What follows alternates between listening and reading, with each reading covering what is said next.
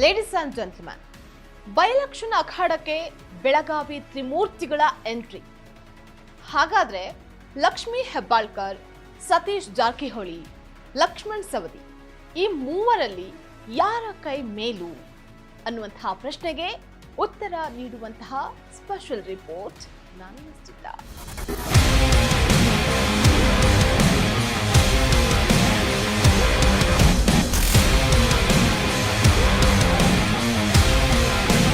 ಬಾಗಲಕೋಟೆ, ದಾವಣಗೆರೆ ಗೆಲ್ಲೋದಕ್ಕೆ ಕಾಂಗ್ರೆಸ್ ಈಗಾಗಲೇ master plan ಮಾಡಿದೆ.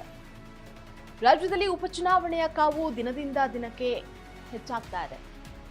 ಬಾಗಲಕೋಟೆ ಮತ್ತು ದಾವಣಗೆರೆ ವಿಧಾನಸಭಾ ಕ್ಷೇತ್ರಗಳನ್ನ ತನ್ನ ತೆಕ್ಕೆಗೆ ತೆಗೆದುಕೊಳ್ಳೋದಕ್ಕೆ ಆಡಳಿತಾರೂಢ ಕಾಂಗ್ರೆಸ್ ಭರ್ಜರಿ ರಣತಂತ್ರವನ್ನ ರೂಪಿಸಿದೆ.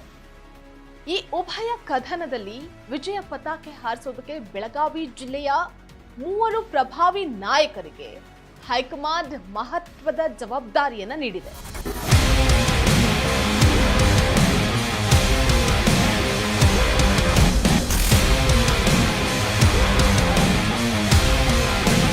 ಹೆಬ್ಬಾಳ್ಕರ್, ಜಾರಕಿಹೊಳಿ ಹಾಗೆ ಸವದಿಯವರಿಗೆ ಹಂಚಿಕೆಯಾದ ಟಾಸ್ಕ್ ಏನು ಅನ್ನುವಂತಹದನ್ನ ನೋಡೋದಾದ್ರೆ, ಬೆಳಗಾವಿ ರಾಜಕಾರಣದ ಧ್ರುವತಾರೆಗಳಂತಿರುವಂತಹ ಸಚಿವ ಸತೀಶ್ ಜಾರಕಿಹೊಳಿ, ಸಚಿವೆ ಲಕ್ಷ್ಮೀ ಹೆಬ್ಬಾಳ್ಕರ್ ಹಾಗೆ ಹಿರಿಯ ನಾಯಕ ಲಕ್ಷ್ಮಣ್ ಸವದಿ ಅವರಿಗೆ ಚುನಾವಣಾ ಉಸ್ತುವಾರಿ ಜವಾಬ್ದಾರಿಯನ್ನು ವಹಿಸಲಾಗಿದೆ.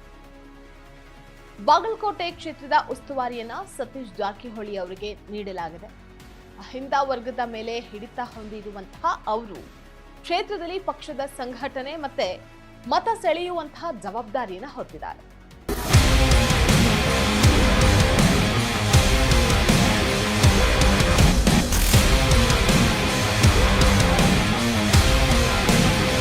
ದಾವಣಗೆರೆ ದಕ್ಷಿಣ ಕ್ಷೇತ್ರದ ಗೆಲುವಿನ ಹೊಣೆಗಾರಿಕೆಯನ್ನ ಸಚಿವೆ ಲಕ್ಷ್ಮೀ ಹೆಬ್ಬಾಳ್ಕರ್ ಅವರಿಗೆ ನೀಡಲಾಗಿದ್ದು, ಮಹಿಳಾ ಮತದಾರರನ್ನ ಸೆಳೆಯುವಂತಹ ಮತ್ತು ಹಾಗೆ ಚುನಾವಣಾ ಮ್ಯಾನೇಜ್ಮೆಂಟ್ ಜವಾಬ್ದಾರಿ ಅವ್ರ ಮೇಲಿದೆ. ಮತ್ತು ಮಹತ್ವದ ಕೆಲಸ ಆಗಿರುವಂತಹ ಲಿಂಗಾಯತ ಮತಗಳ ಪ್ರಾಬಲ್ಯ ಇರುವಂತಹ ಈ ಎರಡೂ ಕ್ಷೇತ್ರಗಳಲ್ಲಿ ಸ್ಟಾರ್ ಪ್ರಚಾರಕರಾಗಿ ಮಾಜಿ ಡಿಸಿಎಂ ಲಕ್ಷ್ಮಣ್ ಸವದಿ ಅಖಾಡಕ್ಕಿಳಿದಿದ್ದಾರೆ.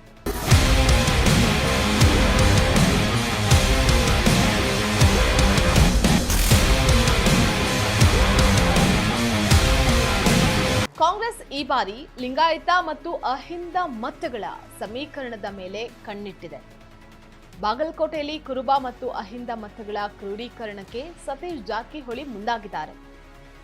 ದಾವಣಗೆರೆಯಲ್ಲಿ ಲಿಂಗಾಯತ ಮತಗಳನ್ನು ಭದ್ರಪಡಿಸಿಕೊಳ್ಳೋದಕ್ಕೆ ಸವದಿ ಮತ್ತು ಹೆಬ್ಬಾಳ್ಕರ್ ಜೋಡಿ ಕಾರ್ಯಪ್ರವೃತ್ತವಾಗಿದೆ.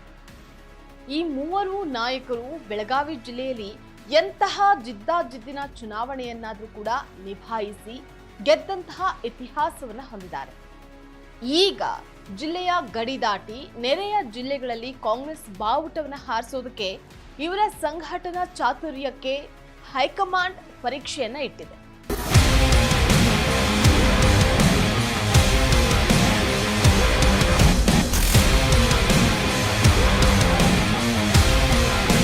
ವಿರೋಧ ಪಕ್ಷಗಳ ಪ್ರಬಲ ಪೈಪೋಟಿಯ ನಡುವೆ ಈ ಬೆಳಗಾವಿ ಟೀಮ್ ಕಾಂಗ್ರೆಸ್ ಕೈ ಹಿಡಿಯುತ್ತಾ?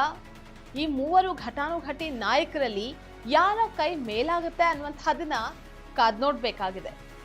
ಇದಾಗಿತ್ತು ಸ್ಪೆಷಲ್ ರಿಪೋರ್ಟ್. ನೆಲ ಜಲ ಭಾಷೆಗಾಗಿ ನೋಡ್ತಾ ಇರಿ ಫೋಕಸ್ ಟೀಮ್.